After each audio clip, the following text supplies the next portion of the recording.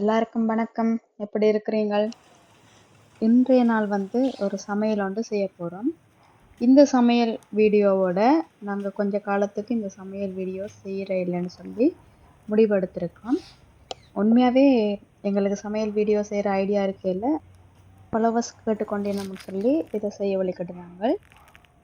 நாங்கள் கருவேப்பிலை மற்றது பச்சை மிளகாய் எல்லாம் எங்களோட காணிக்குள்ளேயே பிடிங்க எடுத்துனாங்க. இப்போ நாங்கள் கருவேப்பிலை சரியான தொங்கல்லான்னு இருக்குது. இப்போ அந்த இடத்துல கருவேப்பிலை பிடுங்க போகவே எங்களோட ரொக்கி என்ன செய்வார்னு சொன்னால், நான் ஏதோ பக்கத்து வீட்டுக்கு போகிற நினைப்பில் அவர் எனக்கு முன்னுக்கே அங்கே போய் நிற்பார். தான் இருக்கவே இல்லை. அடுத்தது பச்சை மிளகாய் பிடுங்கி எடுக்க போகிறோம்.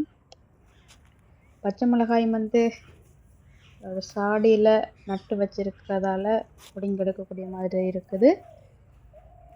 இப்போ நாங்கள் இன்றைக்கு செய்ய போகிற சமையல் என்னன்னு சொன்னால், மீனில் சொதி செய்ய போகிறோம். அது கொஞ்சம் வித்தியாசமாக ட்ரை பண்ண போகிறேன். புளியை கரைச்சி வச்சிருக்கிறோம். அதோட நான் இதுக்கு தக்காளி பழமும் சேர்த்துருக்கிறபடியாக புளியை கொஞ்சமாக தான் எடுத்திருக்கிறேன். மற்றது அதுக்கு தேவையான சின்ன வெங்காயம், பெரிய வெங்காயம், மற்றது பச்சை மிளகாய், கருவேப்பிள்ளை, மீனை கழுவி துப்புராக்கி எடுத்து வச்சினாங்க. மற்ற மரக்கறிகள் எல்லாம் ஒட்டி வச்ச மரக்கறின்னு சொன்னால் தக்காளி பழமும் கறிமிளகாயும் போடுறோம். இது ரெண்டுமே அடிஷனல் தான், இது யாரும் போடுறதில்ல, நாங்கள் இதுக்கு போடுறோம். மற்றது வெங்காயம், மற்றது கருவேப்பிலை அதெல்லாம் இடித்து வச்சிருக்கிறேன். மற்றது அங்காள வரங்கோ இஞ்சி அதுவும் இடித்து வச்சிருக்கிறேன். அடுத்தது பார்த்தீங்கன்னு சொன்னால் உள்ளியோட சீரகமும் மிளகும் போட்டு இடித்து வச்சிருக்கிறேன். இப்படி இடித்து செய்கிறதால அந்த பொருளில் இருக்கிற சத்துக்கள் எங்களோட சாப்பாடு கறியோடைய சேர்றதுக்கு சந்தர்ப்பம் கூடவா இருக்கும். இது தேங்காய் பால் அதுவும் எடுத்து வச்சிருக்கேன். இப்போ அடுத்தது கடுகு, பெருஞ்சீரகம், வெந்தயம் இதெல்லாம் போட்டு நாங்கள் வதக்கி எடுக்கணும். இது சொன்ன மாதிரி எல்லாம் முடிச்சு வச்சிருக்கோம். இதெல்லாம் நாங்கள் இந்த சமையல் வீடியோக்கள் செய்யணும்னு சொல்லி யோசித்தது எங்களோட ஃபாலோவர்ஸ் கேட்டுக்கொண்டதுக்காகத்தான். அதுலேயும் நாங்கள் ஆரோக்கியமாக என்ன உணவுகள் இருக்குன்னு சொல்லித்தான் எடுத்து செய்ய வழிகட்டுனாங்க. இது மீனுக்கு மசாலா போட்டு வச்சுருக்கோம். இது ரோஸ்ட் பண்ணி எடுக்கிறதுக்காண்டி இது 3 மீனை எடுத்து வச்சுருக்கேன். மற்ற எல்லாமே சரியாக தயார் பண்ணி வச்சுருக்கேன். ஏன்னு சொன்னால் நாங்கள் கேஸில் சமைக்க போகிறோம். அதோட கேமராவும் நானே எடுக்கிறபடியாக உங்களுக்கு தெரியும், கொஞ்சம் கஷ்டமான சூழ்நிலை. இதுக்கு பிறகு நாங்கள் இப்படி சமைக்கிற வீடியோக்கள் செய்ய மாட்டோம். அதுக்கு பதிலாக நாங்கள் எந்தெந்த உணவை எடுக்கிறதால என்னென்ன ஆரோக்கியமான விஷயங்கள் நடக்கும், அதாவது தலைமுடி அடர்த்தியாக வளர்கிறதுக்கு, தலைமுடி கொட்டாமல் இருக்கிறதுக்கு அதுக்கு என்னென்ன சாப்பாடு சாப்பிடணும், மற்றது உடம்பு குறையிறதுக்கு என்ன மாதிரியான சாப்பாடுகள் சாப்பிடணும், உடம்பு நல்ல ஸ்ட்ரென்த்தாக இருக்கிறதுக்கு என்னென்ன சாப்பாடுகள் சாப்பிடணும்னு சொல்லி ஒவ்வொரு வீடியோலையும் செய்கிறதுக்கு ரெடியாக இருக்கிறோம். எங்களோட மெயின் நோக்கம் ஒரு ஆரோக்கியமான ஒரு சூழலையும் ஒரு சந்தோஷமான ஒரு சூழலையும் மற்ற கனவுகளோட பயணப்படுற ஆக்களுக்கு ஒரு சந்தர்ப்பத்தையும் ஏற்படுத்தி கொடுக்கணுன்றதுக்காகத்தான் இந்த சேனல் ஆரம்பித்தது. அப்போ அதில் ஒரு மாற்றம் ஏற்படக்கூடாதுன்றதுக்காண்டி நாங்கள் அதை மாற்றி கொண்டு போகிறதுக்கு இருக்கிறோம். இதெல்லாம் அடுப்பை சட்டியில் வச்சுட்டு அடுத்த எண்ணெய் ஊற்றி அதை கொதித்த உடனே கடுகு, வெந்தயம், பெருஞ்சீரகம் எல்லாம் போட்டு தாளிச்சிட்டு அதுக்கு பிறகு நாங்கள் இடித்து வச்சுருந்த வெங்காயம், மற்றது கருவேப்பிலை, மற்றது இஞ்சி இடித்து வச்சுருந்தாங்க. உள்ளியை இப்போ போடக்கூடாது, அது பிறகு தான் போடணும்.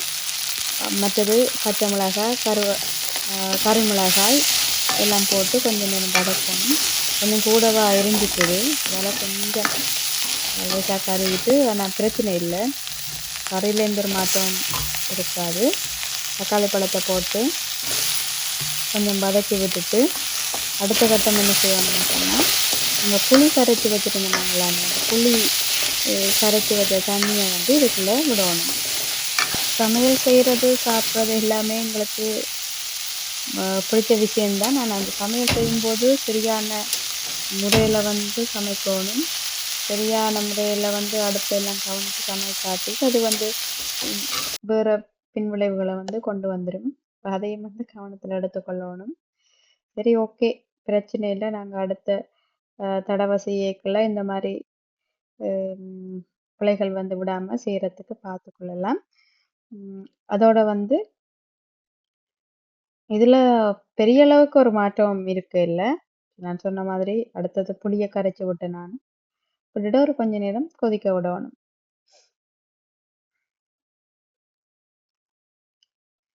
ஸ்டெப்பையா நாங்கள் ஒரு வேலையும் செய்து உங்களுக்கு எடுத்து போட்டு கொண்டிருக்கேன். இதுக்கு பிறகு என்ன செய்யணும்னு சொன்னால், இந்த நாங்கள் புளிஞ்சு வச்ச தேங்காய் பாலை வந்து இதுக்கு ஃபுல்லாக விடணும். அதுக்கு பிறகு இந்த வடிவாக கிண்டி விட்டுட்டு இதுக்கு வந்து நாங்கள் மஞ்சள் தூளும் உப்பு தூளும் போடணும். மஞ்சள் தூள் போட்டாச்சு. அதை கொஞ்சம் வடிவாக கிளறி விட்டு கொள்ளலாம். கொஞ்ச நேரத்தில் நல்லா மஞ்சள் கலரில் வந்துடும்.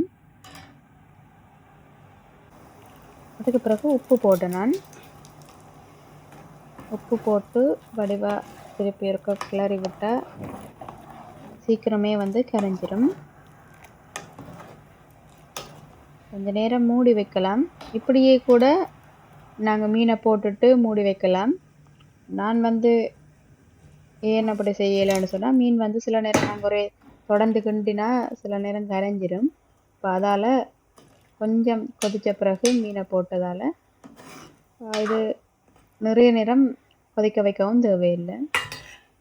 இந்த கறியை வந்து ரெடி ஆகிட்டு அதுக்கு பிறகு நாங்கள் அந்த இடித்து வச்ச மிளகு, மற்றது சீரகம், மற்றது உள்ளி எல்லாம் சேர்த்து இதுக்குள்ளே சேர்த்துட்டோம்னா ஓகே, இதோட ஃப்ளேவர் எல்லாம் வந்து இதில் சேர்த்து முடிச்சாச்சு.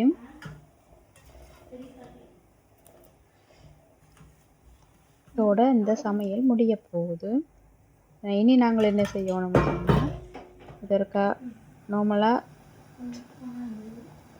எல்லா இடத்துக்கும் கலந்து விடணும். கலந்து விட்டுட்டு அப்படியே மூடி வச்சு விட்டால் சரி. மற்றது வந்து நான் இந்த 3 மீன் எடுத்து வச்சுருந்தேன். மசாலா எல்லாம் போட்டு அவரை வந்து கொஞ்சம் கேஸில் போட்டு அந்த அதில் இந்த தண்ணி எல்லாம் வந்து வத்துற வரைக்கும் கொஞ்சம் சூடு பண்ணியிருந்தேன். நான் அதுக்கு பிறகு எடுத்து அந்த க்ரில் பண்ணுற இதில் வந்து எடுத்து வச்சாச்சு. அது தண்ட வாட்டைக்கு இனி ஹீட் ஆகி க்ரில் ஆகி வரும், ரோஸ்ட் ஆகி வரும். இதில் வந்து கொஞ்சம் தண்ணிகள் வடிய வாய்ப்பு இருக்குது. அந்த தண்ணிகள் வடியேக்க அதை திருப்பி எடுத்து வெளியில் விட்டுறணும். தண்ணி இருந்தால் வந்து அதோட டேஸ்ட் வந்து வடிவாக வராது. அதை மட்டும் இதில் வந்து செஞ்சோம்னா சரி. இது வந்து நாங்கள் பானதுகள் ரோஸ்ட் பண்ணுறதுக்கான தான் வாங்கினது. ஆனால் இப்போ இதில் எல்லாம் செய்கிறோம். சிக்கன் போடுறதுலேருந்து, முட்டை போடுறதுலேருந்து, மீன் போடுறதுலேருந்து எல்லாமே போட வலிக்கிட்டாச்சு. ஒரே ஒரு க்ரில் பண்ணுற மிஷினை வச்சு கொண்டு நிறைய வேலை பார்த்து கொண்டிருக்கோம். இது வந்து ரோஸ்ட் ஆகி கொண்டிருக்குது. ரோஸ்ட் ஆகி ஃபைனலாக எல்லாம் முடிஞ்சுது. பாருங்க எப்படி வந்திருக்குன்னு சொல்லி. பச்சை அரிசி சோறு, மற்றது இந்த பெரிய சூடை மீனில் ஒரு சொதி, கறிமிளகாய், தக்காளி பழம் எல்லாம் போட்டு ஒரு சொதி. மற்றது மீன் வந்து ரோஸ்ட் பண்ணினேன். நான் பொரிச்செடுக்கையில் ரோஸ்ட் பண்ணி எடுத்துருக்கிறேன். மற்றது குக்கும்பர் வட்டி வச்சுருக்கோம். அதை விட இது வந்து கோவா வரை. அங்கால இருக்கிறது வெண்டிக்காய், இங்கால இருக்கிறது கேரட்டும் போஞ்சியும் கறி, மற்றது வந்து பீட்ரூட்.